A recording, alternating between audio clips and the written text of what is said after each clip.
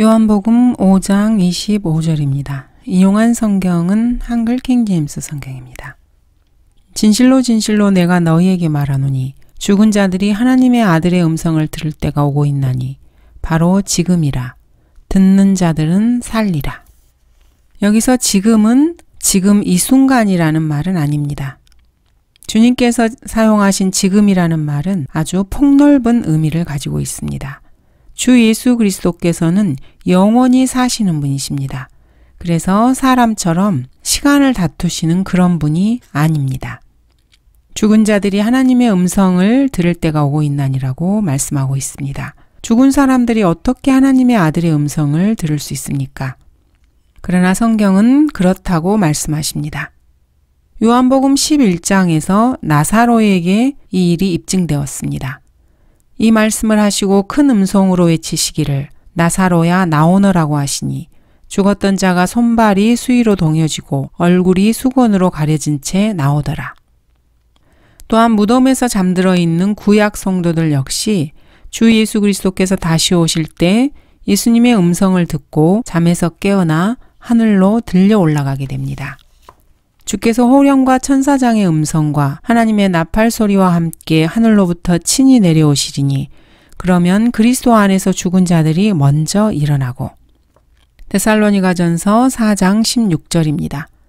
듣는 자들은 살리라. 주 예수 그리스도의 음성은 생명을 주시는 음성입니다. 그래서 이 음성을 듣는 자들은 생명을 얻습니다. 이것은 육신적인 생명뿐 아니라 영적인 생명에도 적용됩니다. 제 가운데서 영이 죽은 죄인이 주 예수 그리스도의 음성을 듣고 그 영이 살아나고 혼이 구원을 받습니다. 성경을 통해서 세상에 울려 퍼지는 복음이 곧 주 예수 그리스도의 음성입니다. 26절 이는 아버지께서 자신 안에 생명을 지니신 것 같이 아들에게도 생명을 주시어 아들 안에 지니게 하심이라. 하나님 안에 생명이 있습니다.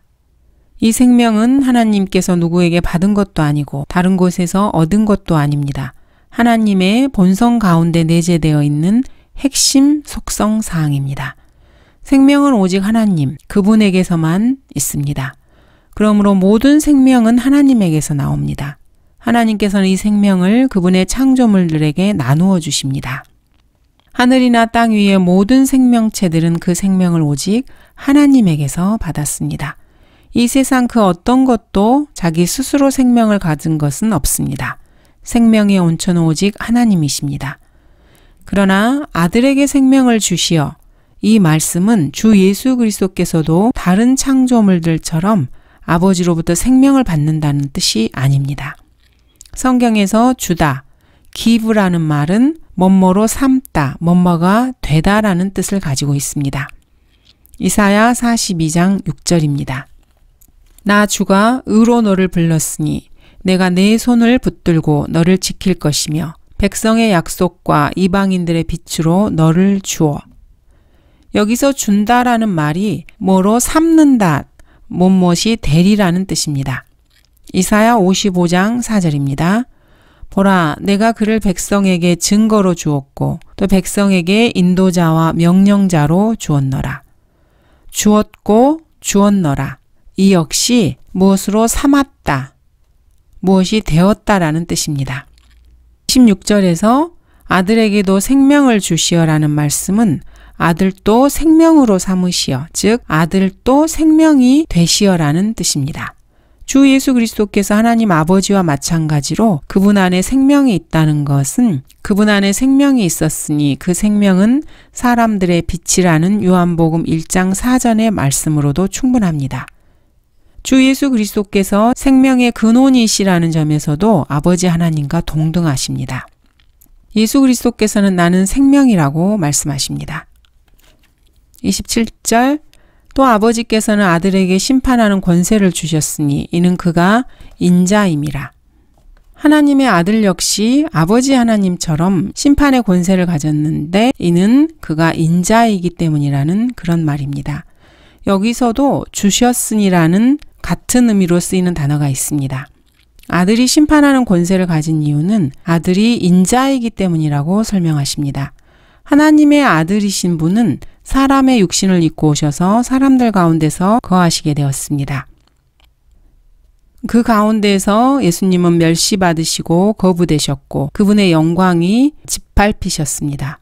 그러므로 더욱더 심판의 권세가 그분께 있어야만 합니다. 멸시받으신 주님께서 지극히 높으신 영광과 권위의 자리에서 만물을 심판하셔야 합니다. 예수님은 육신을 입고 오신 하나님 자신이기 때문입니다. 28절 이를 이상하게 여기지 말라. 무덤들 속에 있는 모든 자들이 그의 음성을 들을 때가 오나니. 무덤들 속에 있는 모든 자들이 주 예수 그리스도의 이름을 듣는다고 말씀하고 있습니다. 이것은 최후의 심판인 큰 백보자 심판을 말합니다. 또 내가 큰 백보자와 그 위에 앉으신 분을 보니 그의 면전에서 땅과 하늘이 사라졌고 그들의 설 자리도 보이지 않더라. 또 내가 죽은 자들을 보니 작은 자나 큰 자나 하나님 앞에 서 있는데 책들이 펴져 있으며 또 다른 책도 펴져 있는데 그것은 생명의 책이라. 죽은 자들은 자기들의 행위에 따라 그 책들에 기록된 대로 심판을 받더라. 구원을 받지 못하고 죽은 죄인들뿐 아니라 믿음으로 구원받은 교회 시대의 성도들을 제외한 모든 시대에 행위로 구원받고 죽은 사람들 역시 주 예수 그리스도의 음성을 듣고 부활해서 큰 백보자 앞에서 심판을 받습니다. 이 심판은 이미 판결이 난 심판으로 집행을 위한 심판입니다. 교회 시대에 믿음으로 구원받고 죽은 사람들은 그리스도 안에서 무덤 속에 잠들어 있습니다. 이런 성도들은 그리스도의 공중 재림 때 부활해서 하늘로 올라갑니다. 나팔 소리가 나면 죽은 자들이 썩지 아니하는 몸으로 일으켜지며 성경은 이렇게 말씀하십니다. 그렇지만 무덤들 속에 있는 모든 자들이 그의 음성을 들을 때 이것은 백보자 심판을 말합니다. 예수 그리스도께서는 이러한 진리를 계시하시면서 이를 이상하게 여기지 말라고 말씀하십니다. 29절 선을 행하는 자는 생명의 부활로 악을 행하는 자는 저주의 부활로 나오리라. 부활의 종류가 두 가지로 나오고 있습니다. 선을 행한 자 또는 악을 행한 자. 이것은 믿음에 의한 구원이 아니고 행위에 의한 구원을 뒷받침해주는 강력한 구절입니다. 그러므로 이 구절은 아주 주의해서 다루어야 합니다. 그렇지 않으면 혼란에 빠지기 쉽습니다. 많은 사람들이 여기서 선을 행하는 자의 생명의 부활을 모든 그리스도인들의 부활로 해석하는 경향이 있습니다. 그래서 교리적인 혼란이 야기됩니다. 먼저 그리스도인들도 선을 행해서 구원받은 사람이 아닌가 이렇게 오해를 불러일으킬 수 있기 때문입니다. 또한 그리스도인들 역시 백보자 심판에 서야 하는 것 아닌가 하고 잘못 생각할 수 있기 때문입니다. 그렇지 않기 위해서는 생명의 부활에 대해서 먼저 성경적인 해석을 잘 가지고 있어야 합니다. 생명의 부활은 그 사람이 어떻게 구원을 받았든지 구원받은 사람들이 다시 살아나서 영원히 살게 되는 부활을 말합니다. 그러므로 이 생명의 부활은 성경적으로 한 번만 일어나는 그런 사건이 아니고 여러 번에 걸쳐서 일어나는 사건입니다. 네 가지로 이 생명의 부활을 보도록 하겠습니다. 첫 번째는 예수 그리스도께서 십자가에서 숨을 거두신 다음에 구약 성도들 중에서 많은 성도들이 부활을 하게 됩니다. 마태복음 27장에 구약 성도의 부활이 기록되어 있습니다. 예수께서 다시 큰 음성으로 소리 지르신 후 숨을 거두시더라. 그런데 보라, 성전의 휘장이 위에서 아래까지 둘로 찢어지고 땅이 흔들리며 바위들이 갈라지고 무덤들이 열리며 잠들었던 많은 성도들의 몸이 일어났으며 예수님께서 부활하신 후에 실제로 무덤이 열리고 죽은 사람이 부활한 사건이 일어났습니다. 두 번째로 예수 그리스도께서 공중에서 재림하실 때 나팔 소리가 나면 죽은 자들이 썩지 아니하는 몸으로 다시 일으켜집니다. 데살로니가전서 4장 16, 17절에 보면은 그리스도 안에서 죽은 자들이 먼저 일어나고 또 살아남아 있는 성도들도 변화됩니다. 즉 예수님을 믿고 구원받은 성도들이 휴거 때 먼저 부활합니다. 그 다음에 살아서 이 땅을 살아가고 있는 그리스도인들이 몸의 변화를 받아 휴거가 되는 것입니다. 세 번째는 대환란 때 구원받고 순교한 유대인 성도들과 이방인 성도들입니다. 즉 믿음과 행위로 구원받은 환란 성도들이 대환란 끝에 부활하게 됩니다. 대환란 때 부활하는 성도들은 히브리서 11장과 계시록 11장에 나옵니다. 어떤 사람들은 고문을 당하면서도 굳이 면하려 하지 않았으니 이는 그들이 더 좋은 부활을 얻고자 함이라.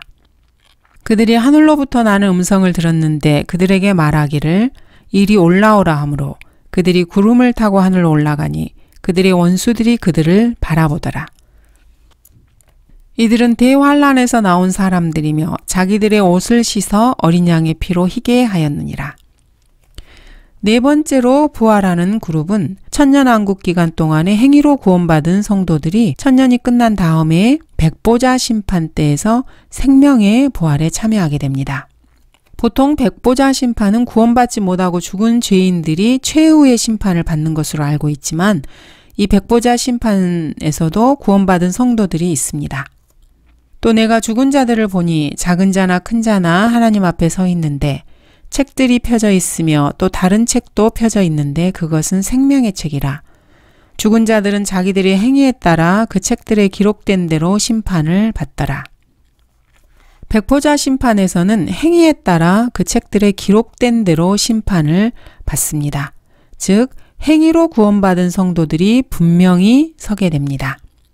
그러므로 천년왕국에서 행위로 구원받은 성도들 역시 백보자 심판에 서서 심판을 받는 것입니다. 이렇게 생명의 부활은 종류로 이루어져 있습니다. 이 생명의 부활이 첫 번째 부활입니다. 그런데 요한복음 5장 29절에서 말하고 있는 생명의 부활은 교회 시대의 믿음으로 구원받은 성도들을 제외한 모든 성도들, 즉 행위로 구원받은 성도들의 부활을 말합니다. 그래서 선을 행하는 자는 생명의 부활로 라고 말씀하고 있습니다. 행위로 구원받은 이 성도들은 모두 다 백보자 심판에 나오게 됩니다. 그래서 상을 받게 됩니다. 민족들이 분노하나 주의 진노가 임하였고 죽은 자들의 때가 임하였으니 이는 그들이 심판받으며 주께서 주의 종들인 선지자들과 성도들과 주의 이름을 두려워하는 크고 작은 자들에게 상을 주시며 땅을 훼손한 자들을 멸망시키려 하심이니라. 계시록 11장 18절입니다. 이 구절은 천년왕국이 끝나고 백보자 심판에서 일어날 일을 말하고 있습니다. 지금 교회 시대 신약 성도들은 믿음으로 구원을 받습니다. 그리고 믿음으로 구원받은 신약 성도들은 예수 그리스도께서 공중에 재림하실 때 하늘로 들려 올라가서 그리스도의 심판석에서 상을 받습니다.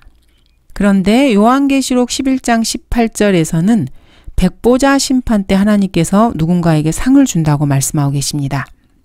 거기에는 주의 종들, 선지자들, 성도들, 주의 이름을 두려워하는 크고 작은 자들이라는 말이 나옵니다. 이들에게 상을 주는 것입니다. 이들은 모두 어떻게 구원받았든지 모두가 구원받은 사람들입니다. 그래서 하나님께로부터 상을 받습니다. 하지만 이 구원받은 사람들은 지금 현재 교회 시대의 거듭난 성도들은 아닙니다. 거듭난 성도들과 다른 부류의 사람들입니다.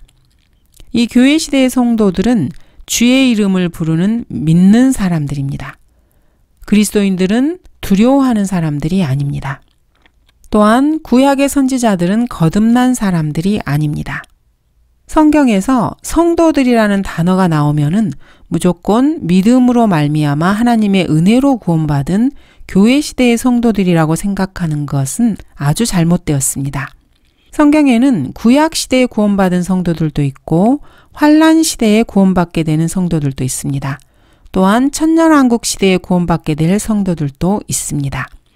각 시대에 따라 성도들이 어떻게 구원받는지가 서로 다릅니다. 그러나 율법을 받은 뒤에는 행위로 구원을 받게 됐습니다.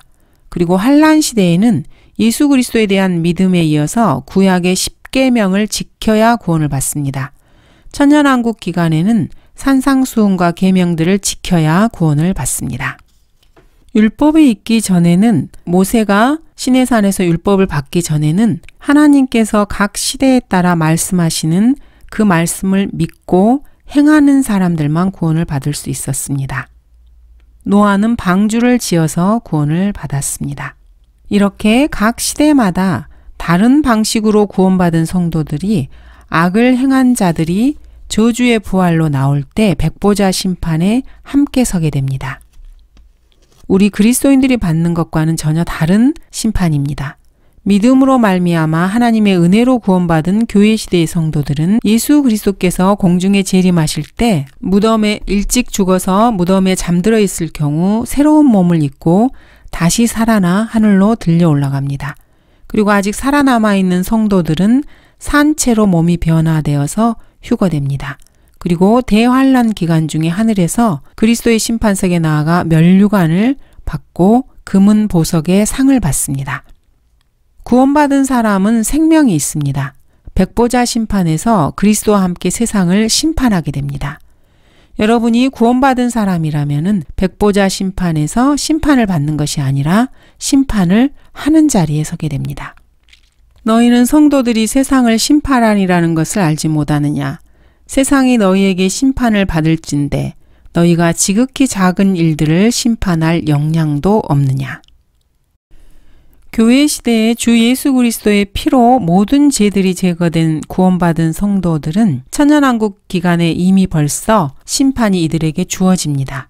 그리고 1000년 동안 그리스도와 함께 통치합니다. 요한복음 5장 29절을 다시 보겠습니다. 선을 행한 자는 생명의 부활로 악을 행한 자는 저주의 부활로 나오리라. 악을 행한 자라는 것은 구원받지 못하고 죽은 모든 죄인들을 말합니다. 이들은 모두 죽어서 백보자 심판의 부활에서 심판을 받게 됩니다. 하지만 이들의 정죄는 이미 정해져 있습니다. 이들에 대한 심판은 멸망시키려는 심판입니다. 그래서 저주의 부활일 수밖에 없습니다.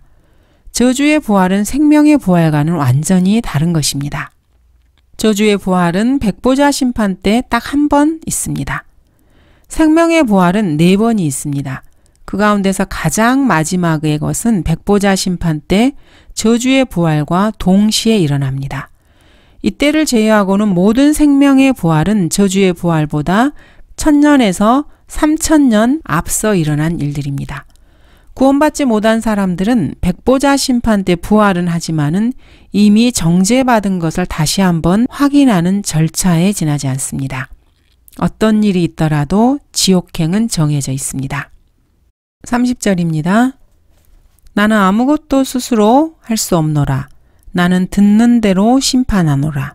또 나의 심판이 의로운 것은 내가 나의 뜻을 구하지 아니하고 나를 보내신 아버지의 뜻을 구하기 때문이라. 그분의 심판은 의로우십니다. 의롭다는 것은 예외가 없다는 말입니다. 뭔가를 참작한다든지 특혜를 베푼다든지 이런저런 변덕스러운 심판이 아닙니다. 전혀 예외 없이 융통성이 없는 심판이 바로 하나님의 심판입니다. 아버지의 뜻에 따라 심판하기 때문에 그리스도의 심판 역시 그러하십니다. 하나님께서는 공의의 하나님이십니다. 속에 숨어있는 사람의 마음을 다 헤아리시면서 의를 행하시는 분입니다. 그 누구도 하나님의 심판에 대해서 억울하다고 불평할 수 없습니다. 하나님의 심판에서 은혜를 구하고 자비를 기대해서는 안 됩니다. 하나님께서는 공의를 행하시는 분이십니다. 하나님께서는 갈보리에서 이미 여러분을 위하여 베풀 수 있는 모든 사랑과 은혜와 자비를 아낌없이 다 쏟아 부으셨습니다. 이제 의로 심판하실 때만 남았습니다. 31절 만일 내가 나 자신에 관하여 증거하면 나의 증거는 옳지 않은 것이라. 예수 그리스도는 하나님의 아들이시고 그분 자신이 하나님이십니다. 그러므로 예수님께서는 얼마든지 자신에 관하여 증거해도 그 증거는 옳습니다. 그런데 주님께서는 여기서 그렇게 말씀하지 않으십니다. 예수님께서는 아버지 하나님과 하나 되는 한 분이시기 때문에 혼자서는 아무것도 하실 수가 없습니다. 예수님 자신에 관한 증거 역시 마찬가지입니다. 예수 그리스도께서는 아버지 하나님과 완벽하게 하나이신 분이기 때문에 그분 자신이 증거하시는 증거가 옳은 증거입니다. 예수 그리스도는 아버지 하나님과 분리해서 독립적으로 무슨 일을 하시지 않습니다. 만일 아버지 하나님과 분리해서 독립적으로 뭔가를 하신다면은 그분께서는 아버지 하나님과 주종 관계에 놓이게 됩니다. 주 예수 그리스도께서는 아버지 하나님과 하나일 뿐만 아니라 아버지 하나님과 동일하신 분입니다. 그러므로 예수님께서 아버지 하나님과 분리되어서 단독으로 뭔가를 한다는 것 자체가 있을 수 없는 일입니다. 사람들 사이의 증언에 관해서도 하나님께서는 두세 증인의 입으로 모든 말을 입증하게 하라는 원칙을 세워놓으셨습니다. 사도 바울도 모든 말은 두세 증인의 입으로 확정될 것이라고 말했습니다. 또한 장로에 대한 송사는 두세 증인이 없으면 받지 말라고 권면하고 있습니다. 모세의 율법을 무시한 자도 두세 증인의 증언으로 죽임을 당했습니다. 이렇게 볼 때 예수 그리스도께서도 여러 증인을 가지고 계십니다. 먼저 침례인 요한이 예수님에 대해 증거했습니다.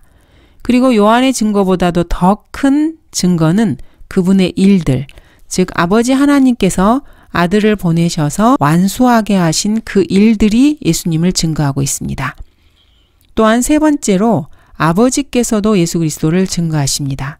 나를 보내신 아버지께서 친히 나에 관하여 증거하셨느니라고 말씀하십니다. 또한 성경도 예수님을 증거합니다. 성경은 나에 관하여 증거하고 있음이라고 기록하고 있습니다. 이러한 증거들은 모두가 다 주 예수 그리스도께서 하나님의 아들이심을 증거하는 증거입니다. 그러므로 그 누구도 백보자 심판에서 나는 그분이 하나님의 아들인 것을 몰랐다 이렇게 말할 수 있는 사람은 아무도 없습니다. 33절 너희가 요한에게 사람을 보냈더니 그가 진리에 관하여 증거하였느니라. 요한복음 1장 19절에 보면은 유대인들, 즉 바리새인들이 예루살렘에서 제사장들과 레위인들을 침례인 요한에게 보냅니다. 그리고 침례인 요한은 진리를 증거합니다. 보라, 세상죄를 제거하는 하나님의 어린 양이라. 내가 보았고 이분이 하나님의 아들이심을 증거하노라. 요한은 진리이신 주 예수 그리스도를 증거했습니다. 34절 그러나 나는 사람으로부터 증거를 받지 않지만 이 말을 하는 것은 너희로 구원을 받게 하려 함이라. 예수 그리스도께서는 사람의 증거를 필요로 하시는 분이 아닙니다. 침례인 요한은 물론 하나님께서 보내신 사람이었고 주의 길을 곧게 하라는 그러한 임무를 가지고 있었습니다. 그리고 침례인 요한은 자신의 사명을 충실하게 수행했습니다. 하나님께서 사람을 증인으로 먼저 보내신 것은 사람들이 원래 하나님 말씀보다 사람의 말을 잘 믿기 때문에 그렇게 하신 것입니다. 내가 내 아버지의 이름으로 왔으나 너희가 나를 영접하지 아니하는도다. 만일 다른 자가 자기 이름으로 오면 너희는 그를 영접하리라. 이것이 사람의 모습입니다. 하나님께서는 이것을 잘 알고 계셨기 때문에 침례인 요한을 예수님의 증인으로 먼저 보내셨습니다. 그러나 하나님이신 예수 그리스도께서는 사람으로부터 어떤 증거를 받지 않으십니다. 사실 사람은 하나님을 증거할 능력이 없습니다. 하나님을 증거할 능력은 오직 하나님 자신뿐입니다. 그분 자신이 행하신 일들과 하나님의 말씀만이 하나님을 증거할 수 있는 능력을 갖습니다.